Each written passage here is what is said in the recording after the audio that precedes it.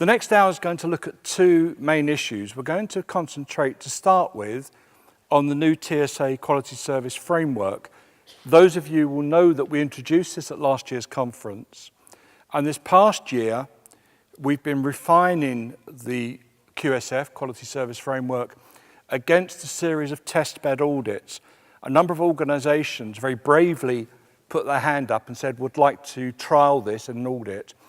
And so a team of us from TSA have been out undertaking these audits, which of course will inform the update and revision of the QSF. And we're going to hear the experience from two of our colleagues about being on the receiving end of these people arriving, descending from TSA on them to ask all sorts of awkward questions. So we'll do that. Following that, the latter part, we're going to hear about a subject which is starting to surface. I'm not sure the awareness is necessarily out there yet, but it's the replacement for the Data Protection Act, which comes into force March next year, March 2018? May 2018. And it's important because it's actually going to impact on the quality standards as well. We're going to need to revise the quality standards to take account of the new legislation. But it's important we start understanding what some of the issues are. So without further ado, I'm going to ask Paul to introduce both the QSF and the audit process, and then we'll lead through on that. You can all hear me. I can't see you very well, but I think there are some friendly faces out there, so welcome to the session. Thanks, Ian. Just to start off with, I'd like to just introduce you to some of our auditors who are here with us today. And ideally, we'd like you to come and speak to us on the stand and talk to the TSA team and the auditors. So if we could just ask the guys over on the left here to say hello, if you don't mind standing up. So we've got Wendy, Heather, Sharon and Jane with us today. So please come and speak to them on the stand. You can talk to them about the audit process, how they're finding the audits, what they're seeing with organisations, and hopefully that'll be a great exercise for you in preparation for those organisations who are going through this. Can I just check everyone here now what's happening? Yeah, okay, thank you. Okay. Try and get the slides working. Okay. So one of the first things with the standards framework, those of you may not have seen this before, is really what we wanted to make sure is that this is seen as an independent section of the organisation. So we've gone to great lengths to make sure that there's no conflict of interest, that all elements of the service are recognised and represented in the construction of this. So it's not me, it's not just the team who have put these standards together. It's a wealth of experience. It's probably thousands of years of experience collectively throughout the industry that have put these standards together. But to make sure they're seen as an independent area, we have a standards advisory board which has looked at how different elements can be fed into the standards. So Madeline Starr from Carers UK, we've had NICE, we've had BSI, service development from all regions of the UK to make sure everything was encompassed. We've had a standards executive team and we've created a new handbook which supports the framework. So there's advice there and guidance on how to prepare for the audit and make sure that you're ready. But moving forward, a key area for us is to enhance this independence and make sure that we as an organisation have some accreditation ourselves. So we've embarked on a route with UCAS to become an accredited organisation, and we'll be looking at one of the certification standards about how TSA and its accreditation arm can become independently accredited themselves.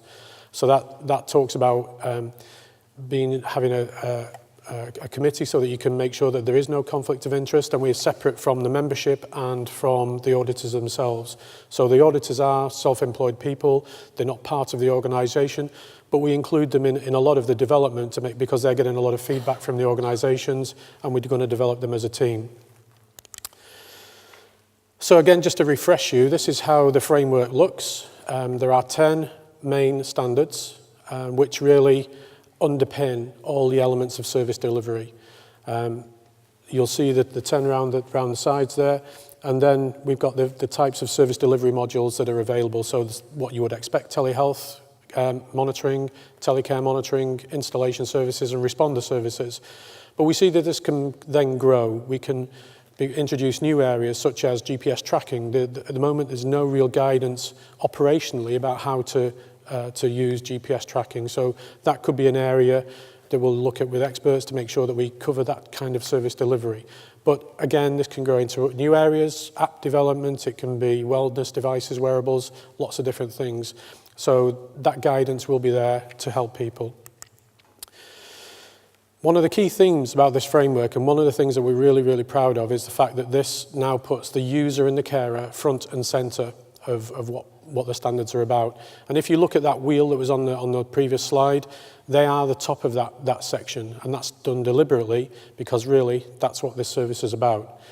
Some of the feedback we've had is we've put on there it's a business check. So one of the member organisations who's here at conference today said this isn't really just an audit. This is actually a business check. It's testing the reality and the suitability of our business and fitness for the future. And that's one of the things that comes out of the report that we'll talk about shortly.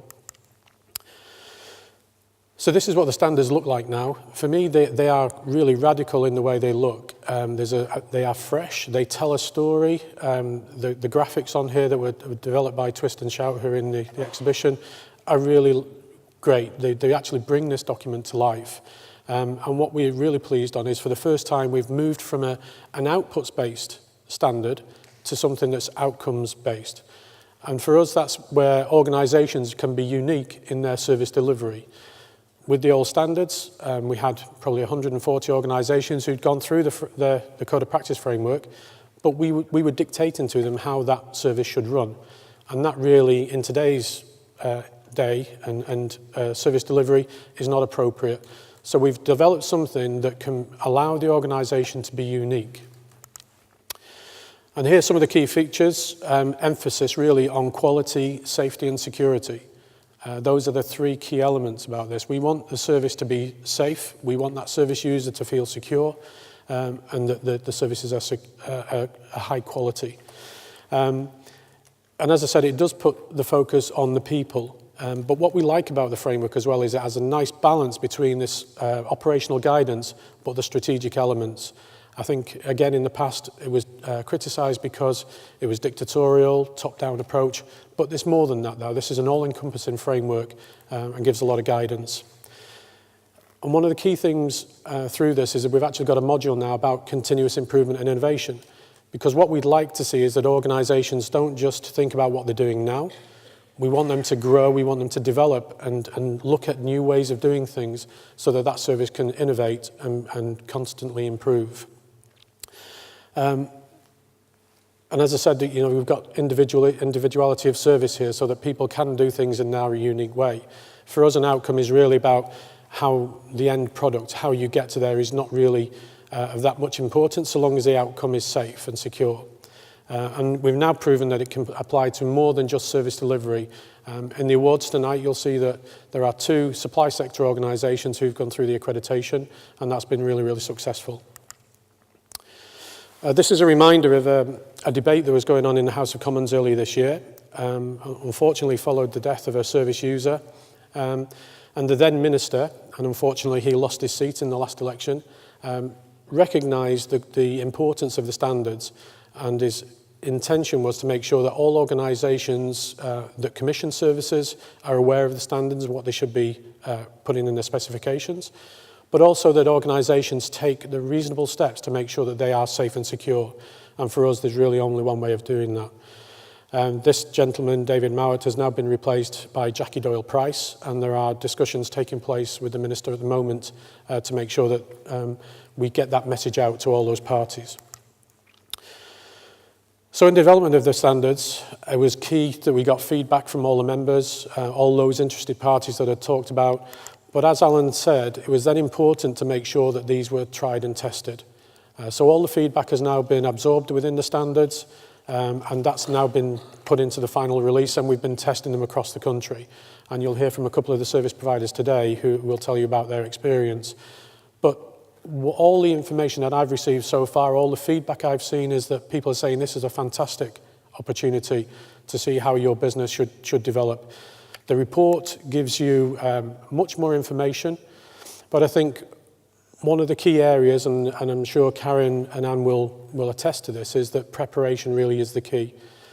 And those organisations that are in the room today who are thinking about going for the quality standards framework, really it's time to prepare.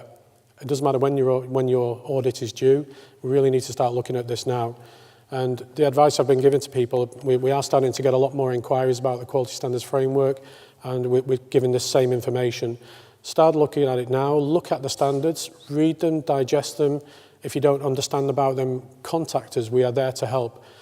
Originally, I was in service provision, and when I first did the code of practice, the document was just given to me, and I had to go away and work it out for myself. But now, we do provide a lot more support and continuing guidance after the audit if there is more support needed. What we're finding is that a lot of organisations, their existing evidence from the old code is still relevant. It's a mapping exercise to do, but it is still relevant. It's just how that applies to the new quality standards framework. There are new things in there, but as I say, we are there to offer advice, and especially the team who are here over this next 2 days. Discuss it with the teams, get your staff on board, let them understand why you're doing this. It's not just something you have to do. There is a real reason behind this and a real benefit. So it's important that they understand. Some of this is normal things that you'll do in your everyday life when you're working in your daily routine. It has to be treated like a proper project. You need to understand what your finish point is and work back. There are champions around the country. I know Karen and Anne, I'm sure, will be happy to speak to people, and all the other testbed site will be happy to speak to you about their experience and how they approached it and what worked well for them. What are your passports? We've introduced a new concept where if you have accreditations in other areas, for example, ISO 27001, then some of those elements may passport you through in certain areas of our standard. It's up to you to demonstrate what those passports are, and the auditors will make that judgment. Make sure your evidence is clear. I know, speaking to the team, that the auditors love it when it's a well-planned audit. If everything goes smoothly and you've demonstrated that you've prepared, it's really good, and it makes the day run much more easily. And I think now what we're saying is evidence is not necessarily just procedural. It's about how things are embedded in your team. What analysis have you done? What changes has that analysis created within your organisation? So the auditors are keen to speak to members of the team, senior officers, so that we can see that this is a part of your overarching strategy. And I think that's a good thing in a lot of organisations now, where I think I've spoken to quite a few local authorities, and they say, do your councillors know about what you do? And they've often said, no, we've just forgotten. We're in a back room, they don't even know we're here. And I think that's really sad. So we want to make sure that service is being recognised for the really good work it does, and speak to those senior officers. On the day of the audit, it's a completely different style than it used to be. We don't just run through a checklist. We actually sit down. We'll have seen the information about the organisation beforehand, because we upload information onto the CRM back at TSA. But that means that the auditors, when they come to you, are more prepared about your organisation. They understand what your objectives are and what you're trying to achieve. So it's a more informed conversation, and that's the way it's meant to be. It's a discursive approach, it's a discussion, and we validate the information that you've provided with us by that discussionary process. And the auditors have to be quite agile in many respects, because they are looking at various elements, the 10 common standards plus the service delivery elements, and some of your evidence will cover both of those areas. So they have to be quite agile mentally to make sure that they're picking all that information up. We've put there that it's great if you arrange the day, if you plan the time that the auditor's with you, so that they understand where their breaks are, when they can recap, when they can make sure they're covering everything. But, you know, if you need to, your CEO can only spare half an hour on that day, or your senior officer, then we'll fit around that schedule. It's great if you start off with a presentation, and some of the organisations have been really good at this. And in Stirling, they brought in a service user, which was great. The auditors were able to discuss that with how that service was being delivered to the coalface, in effect, and got some real feedback and real evidence of how that service was being delivered. And we say start with a small presentation, so it outlines about your organisation, and we can see what your objectives are. But finally, we now give a much more detailed report about your organisation, about the findings of the audit. We use a red, amber, green system, and ideally everything's green, but there are some areas for improvement that the auditors do pick up. But that now is your work plan for the year to improve and take things forward. As I've said, it should be seen as a continuous improvement. It shouldn't just sit on the shelf. It should be there for you to use and review and prepare for your next one. And hopefully you can use this for your commissioners, your clients. They can see exactly what our independent auditors have said about your organisation, which I'm sure would be good. But finally for us, I think it's important that after the audit, it's not just the end of it. We do want to support organisations. If there are improvements and we can help, then we want to do that. This isn't a case of pass or fail. We want to make sure that you are bringing your service delivery to a high level and that we can try and get that across the UK. Okay, so I'm going to hand over at this point because I think it's important that the actual service providers who've gone through the audit can explain to you about their experience, and we'll take some questions later. Thank you. Paul, thank you. We're going to take questions at the end, but whilst we're changing speakers, are there any immediate questions for Paul before we move on? Can't really see, actually. No? Okay. Can I ask Karen Bridgewater from Dudley to talk about her experiences on the receiving end? So, Karen, over to you. Okay, good afternoon everybody. I'm Karen Bridgewater, the call centre manager for Access and Telecare for Dudley MBC. Dudley Telecare service operates 24 hours a day, 365 days a year, and we have over 10,000 connections with a wide range of telecare solutions installed within people's homes and linked to our emergency monitoring centre. Telecare is an integral part of adult social care, from low-level prevention to supporting the most vulnerable with complex needs. We strive for excellence in all that we do, and we are recognised as a quality service by the telecare industry. So, what is quality? We all want quality in everything we do, we buy or we use. A definition of quality states, quality is about meeting the minimum standard to satisfy customers' needs, or the standard of something as measured against other things of a similar kind, the degree of excellence of something. Using standards can offer a set of powerful business and marketing tools for organisations of all sizes. You can use them to fine-tune your performance and manage the risks you face while operating in a more efficient and sustainable way. They'll allow you to demonstrate the quality of what you do to your customers, and they help you see how to embed best practices into your organisation. Quality to me is about meeting the minimum standards, then increasing to the maximum standard. If as a service you want to reach for excellence, then you need a quality framework to work on. In Dudley, we have values and behaviours framework that is divided into 6 key areas. There's accountability, determination, empowerment and respect, simplicity, working together, and excellence. The values guide our behaviour and decision making to help achieve our vision. The value I associate with the TSA Code of Practice previous accreditation and the Quality Standards Framework is excellence. That is striving for excellence in everything we do. We want to, in Dudley Telecare Service, be customer focused. We want to take pride in our work and that of our team.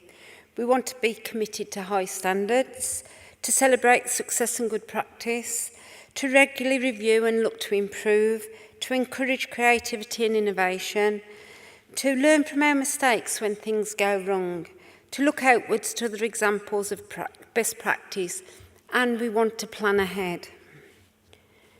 Being accredited with the TSA and moving from the Code of Practice to the Quality Standards Framework, all of these values that you can see on the screen there can be addressed.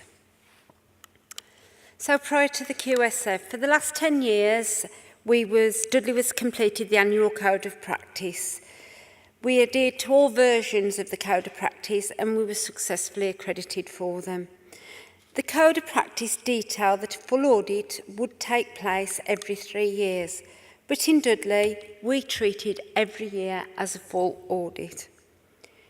It was at times seen and felt to be a tick box exercise, and some of you may think about this on the same lines.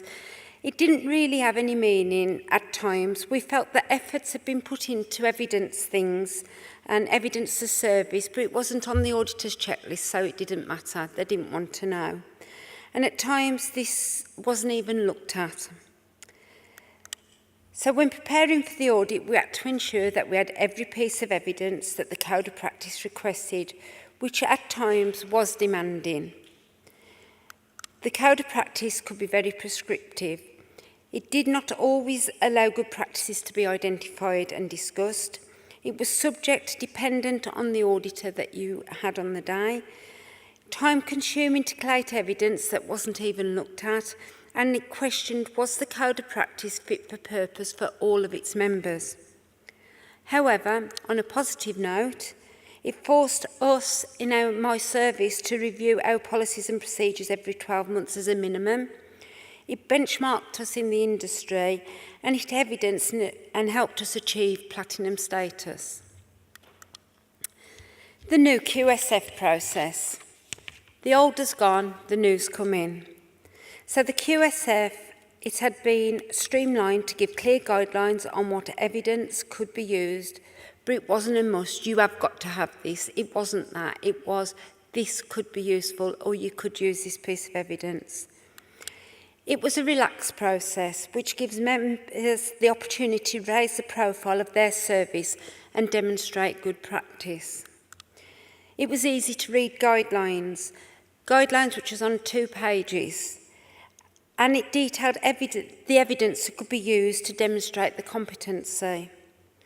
It gave us the opportunity to showcase service and show how the tech golden thread is demonstrated throughout the whole organisation. The QSF gives the opportunity to every member of staff, whatever they do, to have a greater share in its success and get the stories out there for people to know. We consider it similar to being an MVQ that is about practice and evidencing, and the evidence has meaning. It's more conversational than procedure driven. So Paul said in his slides about preparation, and preparation is the key. It's a team effort. Giving the team and all the staff the opportunity and ownership of the framework. In Dudley, the telecare management team, we had a planning day where we all got together and we all took all of the modules and we divided them between us. We then consulted with the staff on our modules and pulled together the evidence and good practice we had for those modules. Then we came back together to collate them collectively.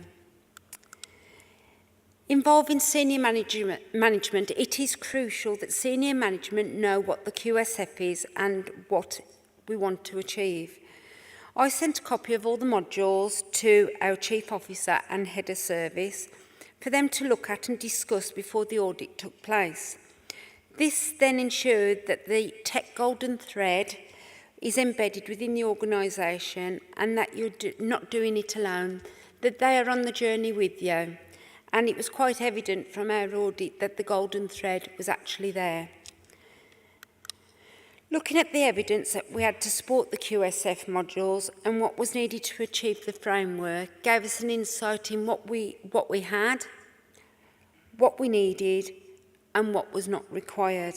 And all the evidence that we felt was needed and not dictated to by the TSA was collated, ready for the audit. It is very much your audit. It's not the TSA are there just to guide you, but it is your audit. It's you selling your service. We produced a one-page summary sheet on every module, which highlighted what evidence we had and how this had been achieved in this module. This was given to the auditors as reference on the day of the audit and for reflection post-audit. So when they was looking back at our service and what they had audited, they had clear evidence in front of them how we'd come to evidence that module for that particular subject. So April the 5th this year, that was our audit date, and along came the auditors. It's essential that suitable accommodation and comfortable room is available, as well as refreshments wherever possible, as you spend a lot of time talking with the auditors. I arranged for the Chief Officer, Head of Service and any partnership working that was taking place to meet with the auditors. They could then give their opinion of what they thought the quality standards framework was all about and how they fitted into it. This ensured and provided evidence to the auditors that the golden thread is cascaded from the top down, as I've said before, and I can't stress that enough. We actually briefed the staff in team meetings and we made them accountable and part of the framework, because without the staff and without them being on board, it's not possible.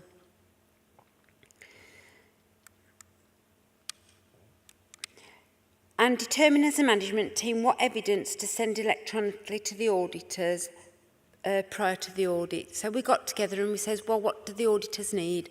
So we looked at an internal audit report that we'd had. We looked at their KPIs. We looked at case studies and the annual reports that we produced, PowerPoint presentations and partnership summaries. And we looked at all of those and we sent those on to the auditors pre-audit. And all I can say is we look forward to the audit and we embrace the audit, and we said this is the new way of working and this is the way ahead. So sharing info, advice and good practice. It allays fears of the audit. It takes away the fear of the unknown and of the audit process. By sharing information and good practice, it can not only improve service delivery, it also embraces different ways of working. No service can work exactly the same as the QSF, as each other, and the QSF gives flexibility to provide different evidences in order for all members and services to achieve the quality standards framework. The QSF gives TSA the opportunity to speak to members, identify areas of good practice and connect services in sharing advice, knowledge and good practice. And since our audit, we've been able to do this. We've been contacted by different organisations who were going through this process to find out how we did it and what tips we could give them to let them go through an easy journey on their QSF. So our experience, what was our experience? Not quite knowing what to expect, we dotted all the I's and crossed the T's like we would on the previous code of practice. We were confident in the evidence we had produced, and because we did this, the audit was able to be more meaningful. From past experience, being prepared was essential to us, and for the first time in an audit, we were able to showcase Dudley Telecare service. We were able to demonstrate good practice and say, this is our service and this is what we are doing. During the audit, unlike previous years, we were actively involved in speaking about the service directly to the auditors. They were not sat by and scrutinised, the staff was not sat by and scrutinised when taking a call. They were asked their opinions, and this was done by staff volunteering to speak to the auditors, and they had a dedicated time during the audit to speak to them without management being present. The QSF gives the opportunity to every member of staff, whatever they do, to have a greater share in its success. They were able to demonstrate that the golden thread from Chief Officer to Head of Service cascaded to operational staff and partners.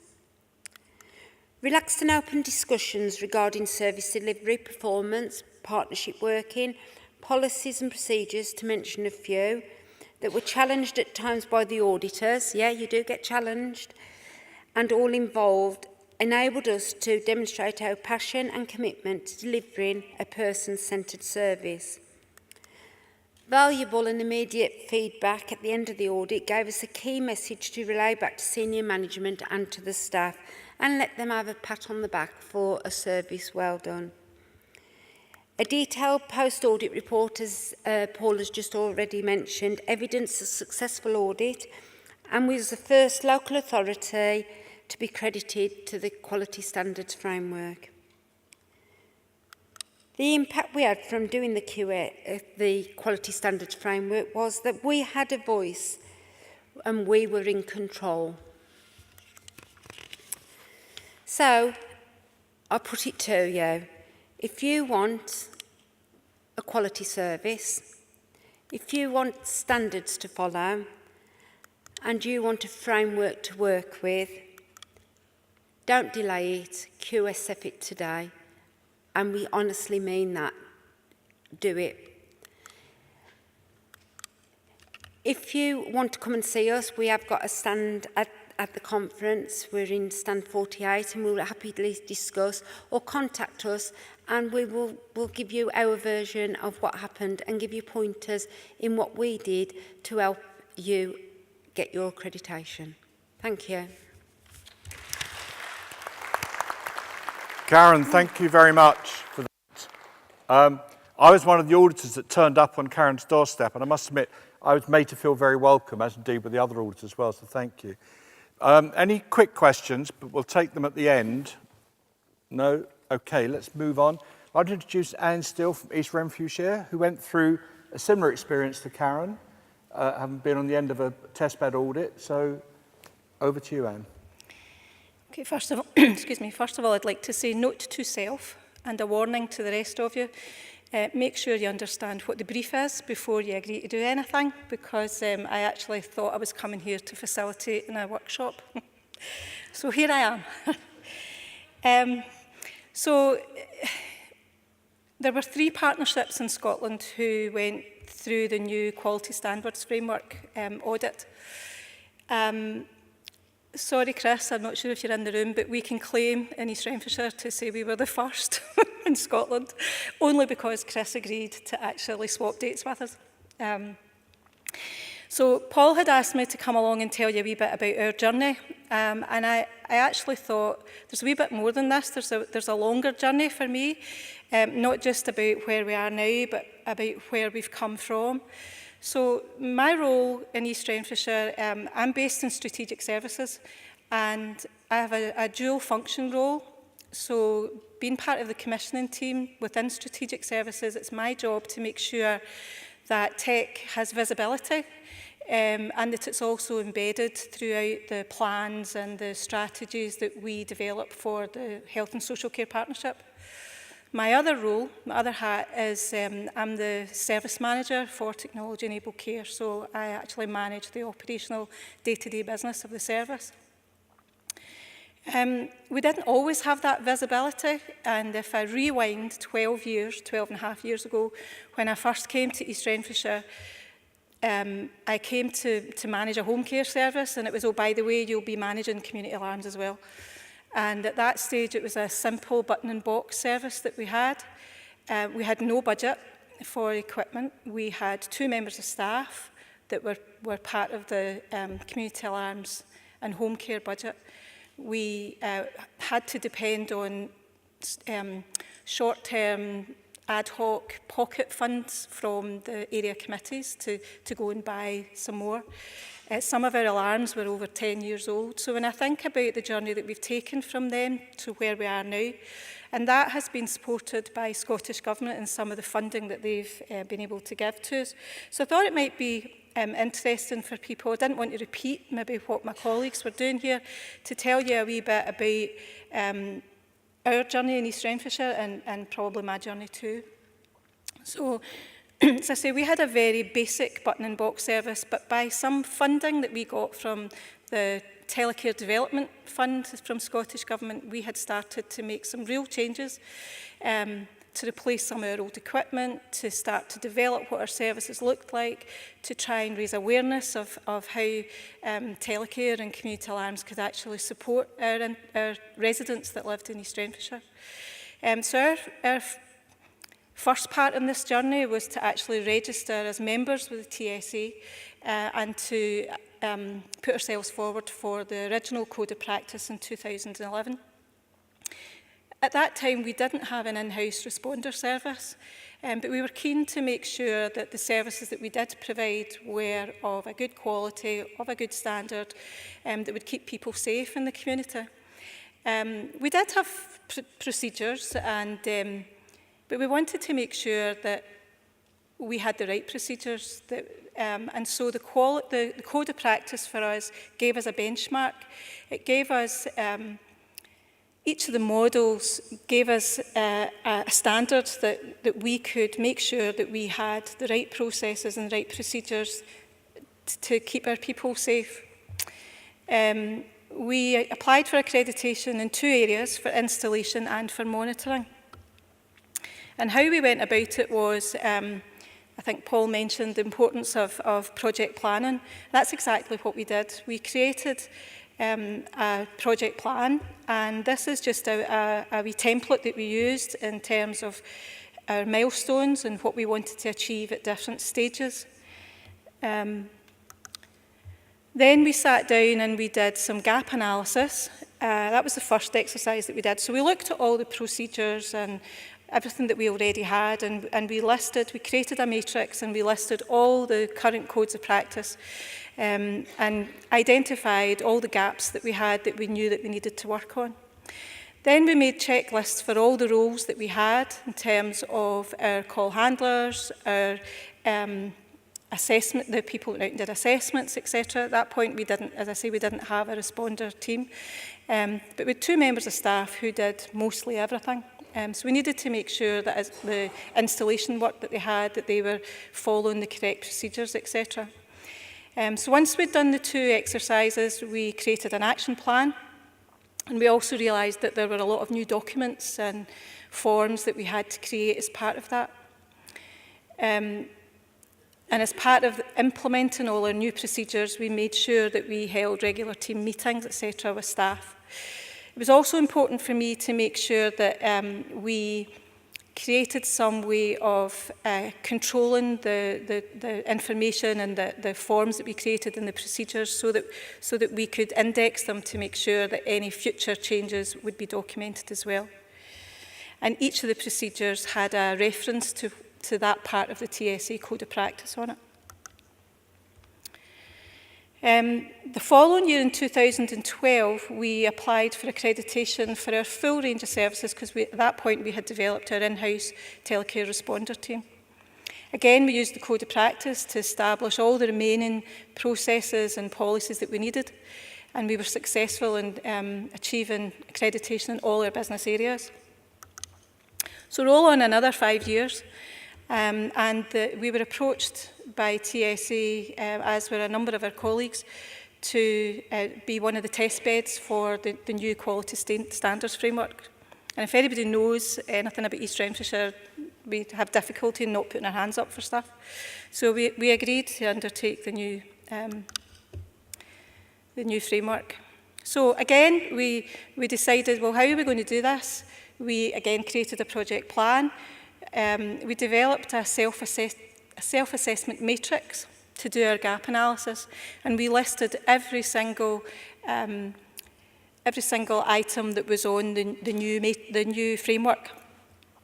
And we created this huge big spreadsheet, and we analysed all the processes and the procedures that we had, and to see whether we felt we absolutely exceeded this standard. Well, whether we thought, yeah, we do meet that one, or actually maybe that one, we're working towards it, or this is a new one and it actually doesn't exist yet. So that gap analysis allowed us to create a plan for how we would move forward. This is just an example of our weekly planning. We worked back from the date of the audit, and we planned in weekly meetings to make sure that we had covered all our bases. So this is just an example of our weekly planner and the actions. We were much more keen, rather than having notes of meetings, that we had notes of actions. And obviously we had quite a lengthy to-do list to make sure we crossed all our T's and dotted our I's, as Karen had mentioned. We had significant challenges, and warts and all, I'll stand here and tell you that we didn't meet all, we had taken our eye off the ball, if I'm being totally honest, and we discovered that some of our KPIs weren't where we expected them to be, or we thought they should be. Some of our challenges around making sure that we had accurate management information to work with. We were working between 3 separate systems. We had our Care First social work information system, we had our PNC call handling system, and we also had a creaky old database that was used for billing customers, etc. as well. So we had 3 different sources of data that actually didn't all marry up. We did have some issues uploading information to the TSA portal, which took us a wee bit of time to sort that out. And one of the biggest things for me was that our operational manager had been off from the beginning of May, and our audit was in June. So we had a significant amount of work to do with no manager in post to do that. What we learned about our experience, in terms of our KPIs, we realised that actually we had shot ourselves in the foot on some of them, because we had been asking, an example of that was, we had been asking referrers or assessors to actually tell us what the priority was for individuals. And if all of you have worked with social workers before, everything is urgent. So we were classing all these referrals that were coming in from social workers, because they'd said it was urgent, we were treating it as urgent. And that had affected some of our KPIs. But during the analysis that we had done, we took a snapshot of some of these urgent referrals and did a wee bit of work to see whether we would have classed them as urgent, and quite a significant number of them we would not have. So I suppose what I'm saying is, be careful how you're setting yourself up for success or failure. One of the other things was about making sure that you analyse your data on a monthly basis to make sure that if anything is starting to go wrong, that you can pick up on it and deal with it right away, and it doesn't come as any shock or surprise to you. The automated management information from the key systems is absolutely crucial. The amount of hours that we spent trying to match data, analyse data, was absolutely horrendous. And one of the other things I would say is we totally exceeded in one area of our business, and that was about our customer feedback, etc. And I would say avoid exceeding in one area at the expense of being good in all your areas.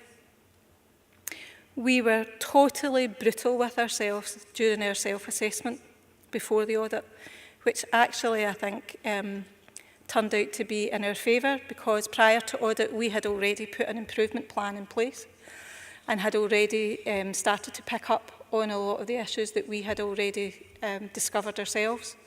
We were able to send to TSA our improvement notice on ourselves and highlighted the issues that we had found and what we had already done about it and what we were continuing to do. I would say seize the opportunity to showcase the full service that you have and all the achievements that you did. I was a wee bit thrown by the style of the audit and wasn't totally prepared to sell myself or sell our service as much because of my involvement in previous audits where it was a tick box and where it was making sure that you had achieved certain standards. So that kind of threw me just a wee bit about the audit. The audit on the day, I found the whole experience, apart from being on the wrong foot at the start because I wasn't totally prepared for how informal, how inclusive an approach it was. The style was totally changed. Instead of feeling as though you were under scrutiny all the time, it was much more a discussion between the auditor and us, asking us to tell them stories about how we felt we were meeting certain elements in the code. I've written there numbers aren't everything, but numbers are really, really important. The key thing about that for me is the key performance indicators still stand. They're really, really important. But it's not so much about how much you do, but it's about how well you do it and also making sure the impact, you know the impact that it's having for your service users and your residents. The leadership bit, Karen mentioned about strategic leadership. I think we're very fortunate in East Renfrewshire that we do have visibility at strategic level. We do have senior managers that sit at our technology-enabled care steering groups. It's my role to make sure that technology-enabled care is embedded through all the plans and the strategies that we do. So we didn't prep our senior managers. We told them that the audit was happening on that particular day and that somebody might be approached for the auditor to speak to. And it actually happened very informally when we were giving Sharon and Paul a tour of the new health and care centre that we work in. And we bumped into the head of health and community care. And without any prompting, Sharon and Paul spoke to him, and it was very, very natural. And actually, Sharon noted in our report that the head of health and community care totally gets tech, and that was pretty obvious from a very natural conversation. The report itself, there was no surprises in the report. You know, there were a couple of improvements in there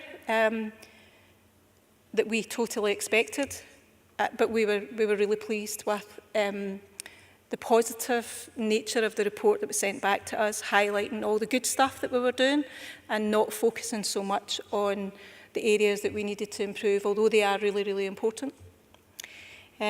So the next steps for us is tonight, I'm hoping to stand up on that stage tonight and collect this piece of glassware. And that's it. Thank you very much. That's our journey. Thank you. And thank you very much. Again, questions. We are going to be around over the next 2 days. If you want to catch us, there's a team of auditors, all our auditors are here as well, so they can obviously take some of the questions on some of the more specifics. Paul and I are around. We can answer any issues about the audit process of the QSF.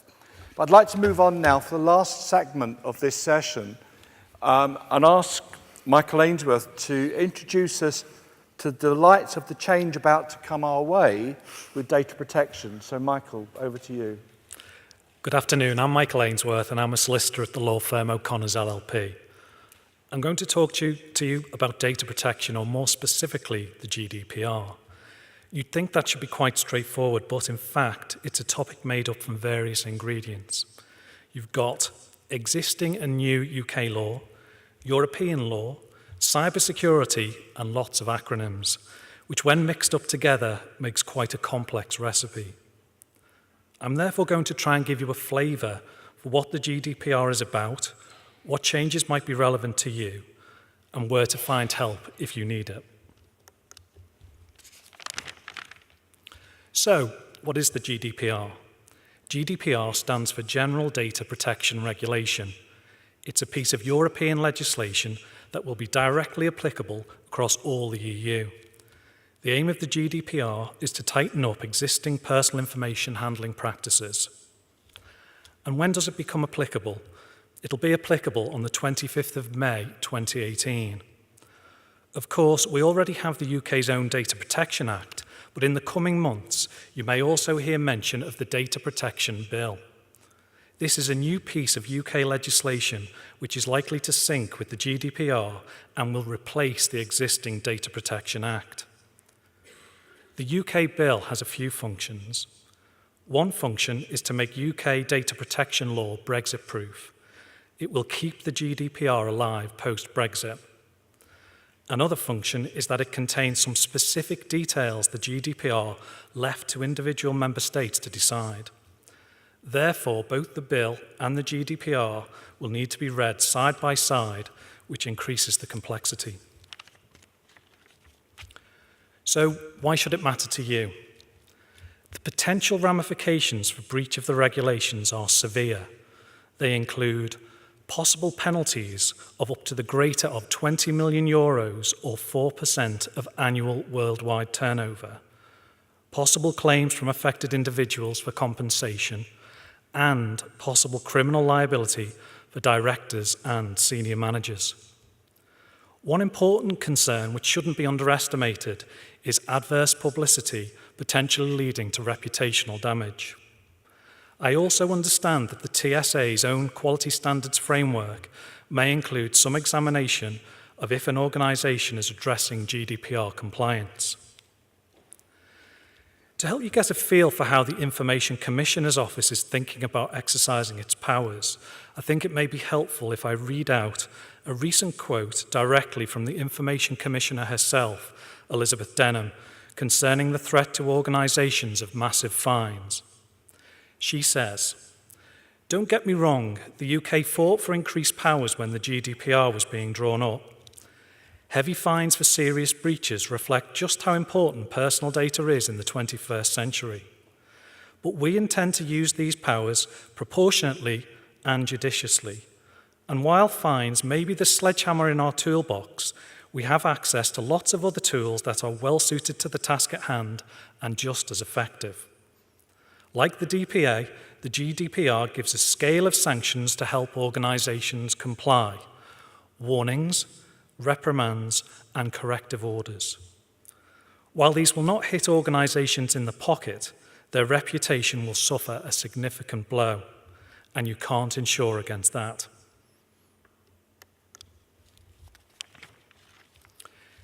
If you think your organisation is currently compliant with the UK Data Protection Act, then that's a very good starting point. However, there are a number of changes being made. How the changes apply to your organisation will depend on the particular context in question and if your organisation is regarded as a data controller or a data processor. A data controller is an organisation that determines the purposes and means of the processing of personal data, for example, an NHS trust. A data processor is an organisation that processes personal data on behalf of the data controller, for example, an IT cloud service supplier. There are 7 key points I'd like to highlight to you. Number 1, mandatory breach notification. The first noteworthy change is that a controller has 72 hours, where possible, to notify the Information Commissioner's Office of a personal data breach. Data processors must notify controllers without undue delay of becoming aware of a personal data breach. Where the breach is likely to result in a high risk to the rights and freedoms of natural persons, whatever that means, the affected individuals must be notified without undue delay. 2, direct liability for processors. Under the existing Data Protection Act, the obligations are placed on data controllers. Therefore, processors largely have not been too concerned about the Information Commissioner's Office. Processors' obligations on data protection have mainly been as a result of any data protection contractual obligations that may or may not exist in supply contracts. However, the GDPR now places direct obligations on data processors, and therefore processors can be subject to regulatory action by the authorities. 3, accountability. There is a principle of accountability whereby data controllers must now be able to demonstrate their compliance with the GDPR through producing evidence of internal policies and processes and implementation of those policies and processes into organisational activities. It's envisaged that organisations will be able to use adherence to an approved code of conduct or certification to demonstrate compliance, but as of yet, I'm unaware of any such schemes as having been approved by the ICO. We'll have to look out for these schemes emerging. 4, data protection officer. Data controllers and data processors must designate a data protection officer where they are a public authority or where the core activities of the controller or the processor consist of processing sensitive personal data on a large scale. There is some guidance on what this means, and one example given has been that this would include processing by a hospital. Where there is uncertainty and an organisation chooses not to appoint a DPO, they should document clearly their reasons for this in case it's ever challenged in the future. If a DPO has to be appointed, it could therefore have significant resourcing or budgetary consequences. 5, data protection impact assessments. Where there's processing of sensitive personal data, for example health-related, a controller will be obliged to carry out a data protection impact assessment. This may be fairly time-consuming and complicated, and should be done using advice from its own designated data protection officer. This is clearly an area where TSA members will need to exercise care. The ICO is expected to shortly publish guidance on this area. 6. Security. Data processors will have direct responsibilities for ensuring the security of the personal data which they process. They must carry out their own risk assessment and make sure the security is appropriate to the type of data processing they are doing. If they come unstuck, then they could be held liable under the contract they have with the data controller, by the ICO, and possibly by the individuals affected. 7. Contracts. The GDPR sets out minimum terms which must be included in IT contracts between data controllers and data processors. These include compulsory details about processing, security, and confidentiality provisions. Controllers and processors should be reviewing their existing IT contracts now to assess which ones may require changes prior to May 2018. Renegotiation of IT contracts could be time-consuming, and there may be additional cost involved, so this needs to be planned for. However, it is envisaged that in the future, the ICO will issue standard contractual clauses which could be used, but we're still waiting to see these.